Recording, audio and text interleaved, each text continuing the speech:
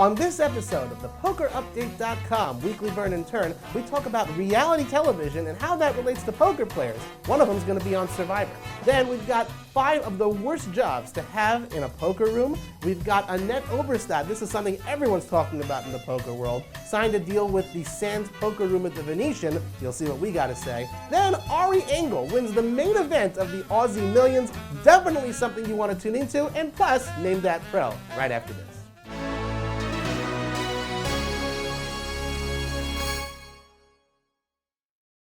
Welcome everybody to another exciting episode of the PokerUpdate.com Weekly Burn and Turn for the week of January 31st, 2016. I'm Robbie Straczynski. And I'm Shimi the Fish. And he is very Shimi. I'm like, oh, Shimi Weiss? No, that's not his actual name. No, follow on Twitter, Shimi the Fish. If it's on Twitter, it's got to be real. It says it on his driver's license, actually, Shimi the Fish, and he's got little fish at home, the whole deal. Yes, fact. Exactly. Lots of wow, what a week it has been in the poker world. Tons of exciting stuff to talk about. It's going to be a great show. So let's get right into it. Let's jump right into the first topic. Anna Kate. Right? Survivor. She's going to be watching on Survivor. This is exciting stuff. Yeah. Do you watch reality TV? No. I watch a little bit. I got to tell you, I love The Amazing Race. But, you know, Survivor would definitely be like second place if I ever watched it. Well, it's definitely, it's the longest one. I think this is like season 572 of Survivor, right? No. Season 32. No, it's 32. Still, it's the same thing. I know It has not been going on for 32 years. Every season lasts like a week or something, right? No. Although, that's a good point. It can't be going on for 32. I guess it's been going on for a long season 32. I mean, The Simpsons is only like 26 seasons, right? And hopefully it should continue for many, many more. Amen. Amen. So Survivor, Anna Kate, Poker Pro, she's going to be on the next season of Survivor, right? That's what we all know. I think it's been filmed already. Yeah, we already have a precedent, though, for poker players on Survivor. Yes. We got Jean Robert. He did a good job. You know, if you check out the article, there's a great video of him giving his, after speech, the speech when he gets knocked out. It was a little bit, I'm going to throw out another Yiddish word. It's a little bit kvetchy. Like, come on, man. Just whining and whining about, it's so hard and difficult. I wouldn't wish this on anybody. I gotta say, come on, man. He is one of the most entertaining characters to watch, whether it's at a poker table or on Survivor. I mean, look, everyone loved his appearance, and it's fun not just to watch him, but to watch him lose. The poor guy. It's always fun to watch Jean Robert lose. We had talk about the Ace Queen. Yeah, we had like our memorable hand contest, and it was that's good. And then that was the most memorable hand where he lost on like the runner. It was pretty crazy. Poor Jean Robert. Yeah. Well. But it's still very exciting, and any publicity for the poker community is good publicity. Mm-hmm. And I mean, I would. What about you guys? Do you think Robbie? We should sign him up for some sort of reality TV? I would like to see Robbie on some sort of reality show. How to smack a fish in 17 ways. How to smack a fish. Nice. We'll see. Or Joe Millionaire. I'll be the millionaire. If anyone wants to sponsor me for Joe Millionaire. Is that still a show? I have never heard of it. I don't know. No, another show also like Vanessa Russo. She was on Big Brother. She finished 3rd, right? I mean, I guess the poker players are spreading out into the reality TV world. We should sign up as a couple if Beauty and the Geek is still a thing. I could be the geek and we'd have to find a beauty. Oh, yeah. There we go. I did it. What do you even do with something like that? I'll tell you exactly what you do. You move into the next topic. There you go. Because there's no good segue from Beauty and the Geek. Yeah. Jeez, man. Well, I love this next topic, this article. It's a great article. The 5 worst jobs to have in a poker room. Yep, and there are quite a few to choose from. We're not talking about like the players, right? Because, that's, the people in the background that you don't see as much. Exactly. I'm surprised that they didn't, did he mention dealers? I don't remember. Because dealers, they get a real bum job. I got to tell you. Because dealers, let me tell you something, okay? Dealers have to put up with all the attitude from other players, and they just got to take it. And it's really unfortunate. I would really like to see poker rooms taking a stance and supporting their dealers before they support the players. Well, look, not all dealers get a bum rep. Sure, like any job, you got your ups, you got your downs. When I was at the PCA, remember when we were at the PCA? Yeah, I remember when you were at the PCA. When I was at the PCA, I interviewed Antonio the dealer. He was a really great representative. You guys should totally watch that video. But some of the stories dealers tell is what other job are you gonna go and a player wins a huge hand, right? And here's $100. Right. Things like that happen all the time, right? Yeah. So I don't know if that's the worst job, Well, you know, a great moment in cinema for poker, Casino Royale, you know, James Bond wins that huge tournament, Right, okay. and he flips a $250,000 chip Yeah, to the yeah, the dealer. plaque. That's right. And you watch that, and you're just like, that's a pretty nice tip. Yeah, exactly. That would be good. Other worst jobs, I guess, you know, like, what, there's floor manager, there's tournament director, there's chip runner, there's a whole bunch of different jobs. I don't know which one would you would say is like the worst job Well, in you the know, poker room. security people, they got a tough time. And I've actually been on the wrong end of security in a poker room before. Let me tell you. Wait, you mean like, you know, when the guys get drunk and vomit all over the table? No, they just gotta, I mean, even going up to someone and carding someone, and, you know, it's all awkward. I tried to get into a casino. Now, I was older than 21, but my wife was 20. She was turning 21 in 2 months. Wait, where is this? This is in Atlantic City, Okay. City, my hometown. So we actually went there, and sure enough, we get carded.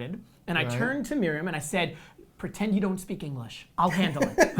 And the guy comes up to us. He's like, excuse me, can I see some ID? I'm like, sure. I pull out my ID. I'm so excited. I'm like, I'm a 21. It's like, what about her? And so she pulls out her university card, which is in a different language, which doesn't have her birth date on it. And he's like, I need to see some proper ID. Yeah. And I said, well, you know, she doesn't speak any English. This is all she has here. And this guy, I'll give him credit. He was actually a really nice guy. Okay. So he's trying to convey to us, he said to us that we have to get off the casino floor because we could actually lose all of our winnings. They would be seized. Wait, And we as a couple? As a couple. So he wouldn't let you stay? He wouldn't let us stay. So he turns to me, he says, listen, he says, I don't want to do anything. He says, why don't you go take the chips, go cash out. In the meantime, I'll escort her off the casino floor. Okay. Just create a diversion. Exactly. Right. Now he's being really nice about this, but you got to picture this, okay? He's talking to my wife. My wife is pretending not to speak English, and he goes, and you know how it is when you're talking to someone who doesn't understand you. What you do is you talk louder and slower. Slowly, and he's like, "Ma'am, you need to follow me." And she's like, "I don't know what he's talking about." He's like, "No, ma'am, let's go this way." So of course she's playing the role, and she walked the other direction. She's like, "Ma'am, no, not that way. We need to go this way." Poor security guy. Good Yeah, they have a tough job.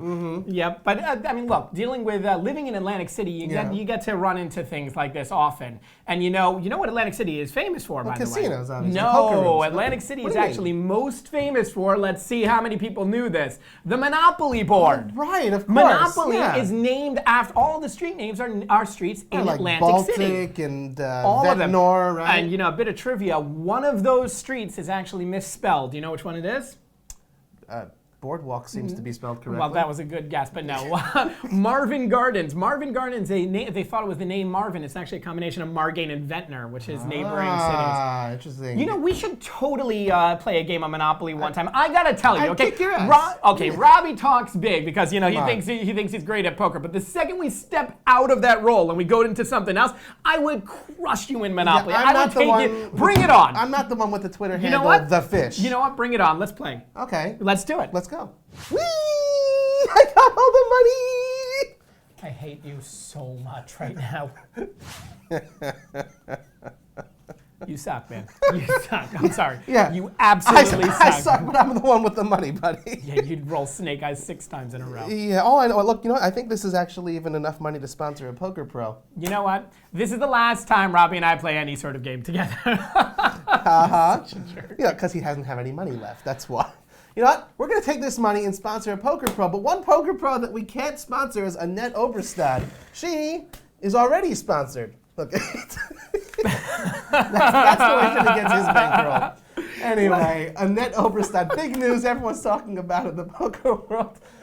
She was sponsored by the Venetian Poker Room, the Sands Poker Room. People are making a really big deal about this, actually. Well, why? Because the Sands Poker Room is, owned. It's a part of the Venetian Hotel, which is owned by Sheldon Adelson, who is not exactly known to be everyone's best friend when it comes to supporting online poker. The guy is investing gajillions and gajillions. That's actually more than basically billions. they're complaining about the fact that she's kind of gone over to the dark side. Well, yeah, I mean, he's lobbying everybody to be against online poker and putting all that money in there to get all of the Congress people to vote against it and all the lawmakers. And here is a poker player, professional poker player, who ostensibly makes her money by playing this game. And I think she became famous by online poker. But correct me if I'm wrong. The fact that she's working for them doesn't necessarily mean that she supports what they're doing with online poker. Yeah, it's I don't a job. know. No? Yeah, but why don't go get sponsored by some Norwegian whatever? I mean, she's Norwegian. Well, you know what? Let's see it. If someone Norwegian is going to give her a better offer. If she takes that offer, then wonderful. But until she gets it, you can't blame the woman for taking a work opportunity. This is good for her career. It's not. Well, no, it's good for her wallet. It's horrible good for for- her okay. career. Within the poker community, she's been ostracized. And of course, if someone offered me however much money, it's a little bit of a ethical test here. What do I do? Because look, she was 15 years old, I think, when she signed up. She became famous herself for playing online poker, and that whole underage thing. That's exactly what Sheldon Adelson is against. He's like, oh, you can't play online poker because you're, the kids are going to start signing up. And here's the prime example of someone who went and signed up when she was underage, and now she's going and I don't know. She's not coming out as a something smells a little fishy. She's not coming out as a spokesperson against online poker. Right. That's not the job description that she's coming in for. Well, she's a spokesperson for her own living that she needs to make, I guess. Yeah, I guess so. Yeah, and for this poker. I don't think you can fault someone. I mean, look, everyone needs to make money, and you need to worry about the bills you got back at home. And if this is a good opportunity for her financially, and again, if someone's going to make her a better offer, don't rag on her. Instead, give her a better offer. Well, she's clearly in the market to try to find employment. So give her a different opportunity, and I'm sure that she would jump ship. I hear you. Well, she hasn't really posted too many results as of late, so I don't know how many opportunities like this come her way. I acknowledge, you can't necessarily blame someone for to go ahead and say, oh, turn down money. But the fact is, they need to have a little bit of principles. There are plenty of poker rooms to play at in Las Vegas. There are plenty of poker rooms all around the world, specifically the Venetian. And look, even if everybody boycotted and didn't go, it's not going to make a dent. Sheldon Adelson is like the 22nd richest guy in the world. So that's not where he makes his money, but it's a matter of principle. If you really stand for, allowing people to play online poker from their homes, and that's, what we do here at Poker Update, we really want people to, embrace the game and be able to play it without having to drive all the way to the Venetian or any other live poker room. Right. As much as we love live poker, I don't know. It's definitely a controversial issue. Definitely check out the article that James wrote. He took one side. There are other, other poker media. Well, he took the side that most people are not you can't blame her side. Yeah. And good on him for writing from that perspective. I think that we still need to give her support. And you know what? It's not the end of the world. She's not standing up and standing up against online poker. We shouldn't be hanging her out to dry. Okay, well, we can agree to disagree. There you go. But I'm right. All right, but let's get to the most exciting story. Happy news. This was pretty huge. Ari Engel. Everyone's heard of Ari Engel. He's won, I think, 6 World Series of Poker circuit rings. He's been grinding the circuit for like a decade. He hit it big. Huge. This is At the exciting Aussie, stuff. he won, I think, 723 players or 900, many players, okay? They were in the Aussie Millions main event. It was like $10,000 Australian to play in this event, and he goes in first place. First place. 1.6 million Australian dollars. Wait, Australian dollars, so that's not actually worth anything. It's like $1.25. Okay? But, that's a lot of money. You see him posing in front of this big stack of green bills. It's huge. And look, the outpouring of support and love for this individual, just, he clearly is someone very special. At the PCA a few weeks ago, I met him. You got to interview him at one point, didn't you? I interviewed him for my own blog. Well, let me tell you something. You may have interviewed him. I went to school with him. What? That's right. Well, not poker school, obviously. No, clearly not. Let me tell you something. He'd be posing with $1 million. Back in the day, me and Ari were together in a post-high school program in Israel. We learned together. We used to have a game that we would play, Alagova, baby. That was our game that we used to play. Wait, that was the name of the game, Alagova? That was the name of the place where we used to hide out and play poker. Interesting. And back then, he used to clean me out. I gotta tell you, already then. Now, he says he started learning poker after he started going to university, but let me tell you, he was good back then too. Interesting. That's right. So you're saying it goes way, way, way back. It goes way back. And I just want to take this moment because for all the celebrities and all the professional players that Robbie knows, this one's mine, baby. Ari. I remember it, man. We certainly love you, Ari, but it just goes to show that poker is certainly a game of skill because it shows, from the humble beginnings of a post-high school program cleaning out fish, you can go all the way to the top of the pyramid, win the Aussie Millions. Not everyone can do it. Only people like Ari Engel. None of us knew what we were doing. We were so naive and cute. It was like we didn't understand what blinds were. Cute? I don't know. It was good stuff. We were kids and with yet a dream. he cleaned you out. We were kids with a dream, and that dream materialized. He was for good enough to do it. It was really incredible. Really and look, and as soon as he won, he beat Tony Dunst. I mean, it was a sick final table. Sam Abernathy was there. Tony Dunst was there. Heads up. I mean, these are huge, big name pros, and he ended up winning this. All his, he used to live in Australia for a few years. All of his, he's got friends and family rushing up. He's living in Canada He's now, living in Canada, in Toronto. And he actually made it big in online poker. That's how he started. That's if we're right. talking Bodog about Ari. poker. That's his. That's the long time name. He used to coach online poker. Huge news for Ari Engel. Really happy for you, buddy. We're proud of you, man. That's amazing stuff. And biggest score of his career by far. Maybe one day we got to get you to the Aussie Millions. Okay. No, we'll get you into the main event. How would Robbie do? Send me, baby. Let me tell you something. Robbie wouldn't actually do that well. Because when Robbie is placed against a fish, he just breaks down. And you know what? I got something to show you, Robbie. Let's cut away and show what happened when Robbie squared off against Shimi the fish. Take a look at this. Just in case it wasn't clear, Seriously? okay? 10-6. How did you get that picture? And it's beautiful because he made the call on the river. It was great. Who the hell am I playing against here? That was 10, ridiculous. 6 offsuit. That is how you play like a fish, and that is how you take down I had aces. Robbie Straczynski. Look at the reply to that tweet. Sure I had you did. aces. Sure you did. 10-6 offsuit, baby. That's right. Oh, snap. What do you got to say to that? I think it's time to... Oh, we're gonna blur that out, right? Yeah. Let's move it on. Let's get to name that pro. Name that's somewhere I'll definitely take you down. All right, name that pro. Sponsored by Nobody. We bring you back to name that pro. All right, Let's bring it. Oh, don't Here we even go. think about it. Nice try. 5 points for effort. Thank you. All right, pre-flop. Robbie, throw out a guess. Name that pro. What are you going to do? That pro, we're going to go with January's baller of the month, Liv Baree. Is that Liv the pro? Baree. Is it Liv Baree? The answer is no. Crap. All right, let's go. Let's deal out. I don't play pre. I'm a much better post-flop player. All right, let's deal it out. Let's deal out the flop. Are you ready? Number one. Yes. What is the first clue? This former Ivy poker pro discovered poker during high school and has amassed almost $15 million in combined live and online poker tournament earnings.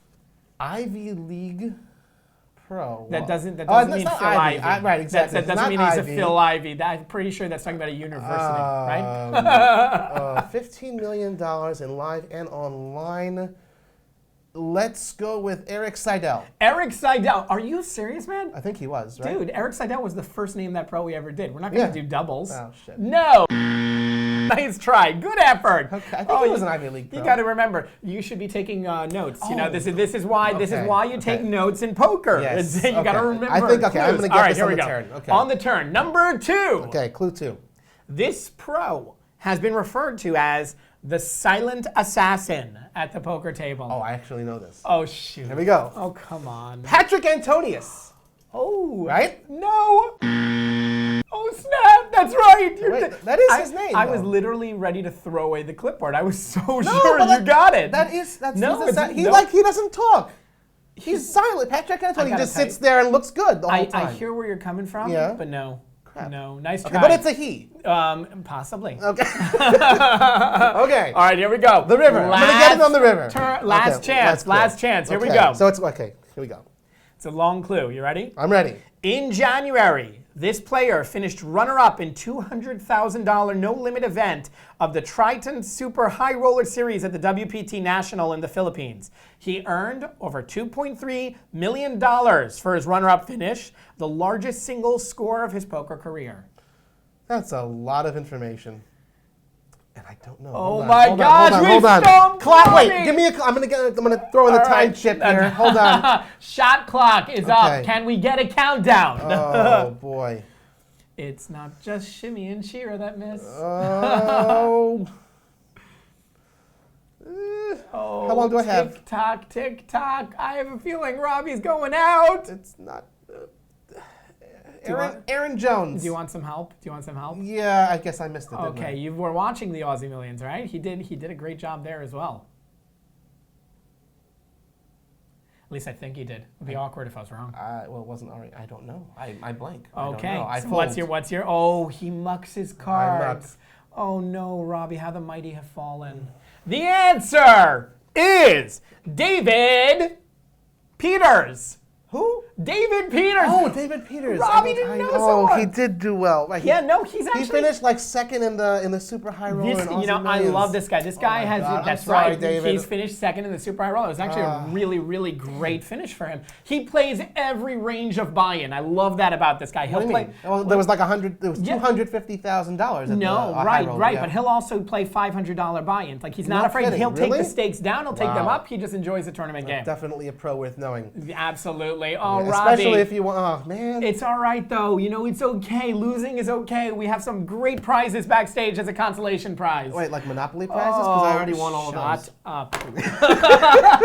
That brings to an end another wonderful episode of the PokerUpdate.com Weekly Burn and Turn. We hope you've enjoyed yourselves as much as we have. Subscribe on YouTube. If you're watching this on Facebook, please, give us a like, give us a share. Let us know what jokes you didn't like or what jokes you did like. On Twitter, we're at Poker Update, and he's at Shimi the Fish. I am Shimi the Fish. That is correct. And you are? are? I'm at Card Player Life. And There you we'd go. love to speak with you guys and engage with you. And I guess until next week, we'll see you. You gotta roll. You can't avoid it. You gotta roll. Come on, baby. Chance. Five. Yes! 1, 2, 3, 4, 5. Yeah, right. Oh, snap. Take a walk on the boardwalk. Advance token to boardwalk. All right, this Give me the money. There you go. Good game. Good game. Wait, no, that's not enough money. Dude, that's all I got. $2,000. My hotel. That's what I got. That's all I got, man. You're not getting my shirt. I want the shirt.